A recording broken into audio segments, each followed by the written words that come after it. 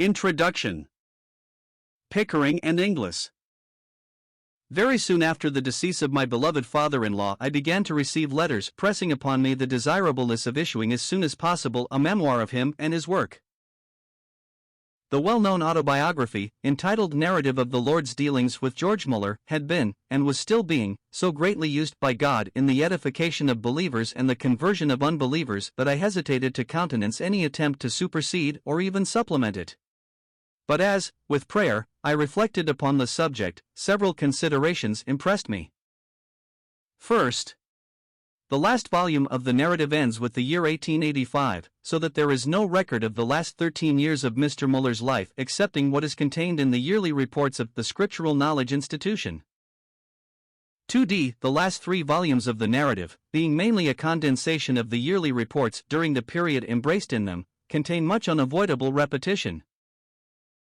3d. The book of, say, 450 pages, containing the substance of the 4 volumes of the narrative, and carrying on the history to the date of the decease of the founder of the institution, would meet the desire of a large class of readers. 4th.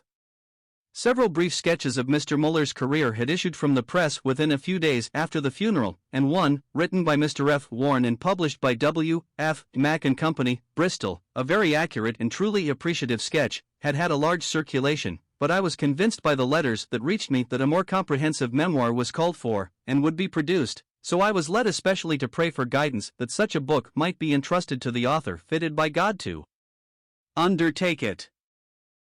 While waiting for the answer to this definite petition, though greatly urged by publishers to proceed, I steadily declined to take any step until I had clearer light.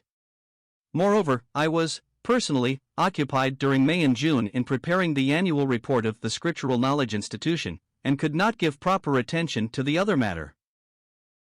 Just then I learned from Dr. Arthur T. Pierson, of Brooklyn, New York, that he had been led to undertake the production of a memoir of Mr. Müller for American readers, and requesting my aid by furnishing him with some materials needed for the work. Having complied with this request, I was favored by Dr. Pierson with a syllabus of the method and contents of his intended work. The more I thought upon the subject, the more satisfied I became that no one could be found more fitted to undertake the work which had been called for on this side of the Atlantic also than this my well-known and beloved friend.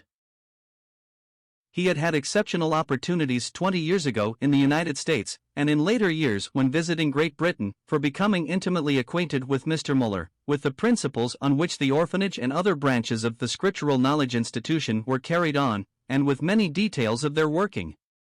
I knew that Dr. Pierson most thoroughly sympathized with these principles as being according to the mind of God revealed in His Word, and that he could, therefore, present not merely the history of the external facts and results of Mr. Müller's life and labors, but could and would, by God's help, unfold, with the ardor and force of conviction, the secret springs of that life and of those labors.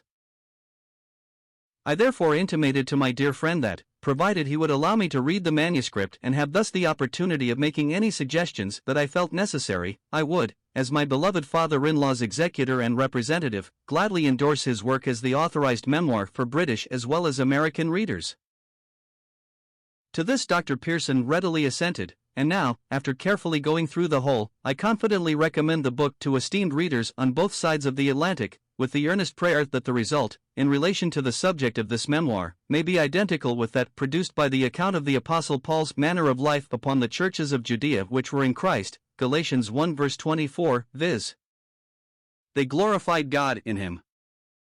James Wright, 13 Charlotte Street, Park Street, Bristol, ENG, March, 1899.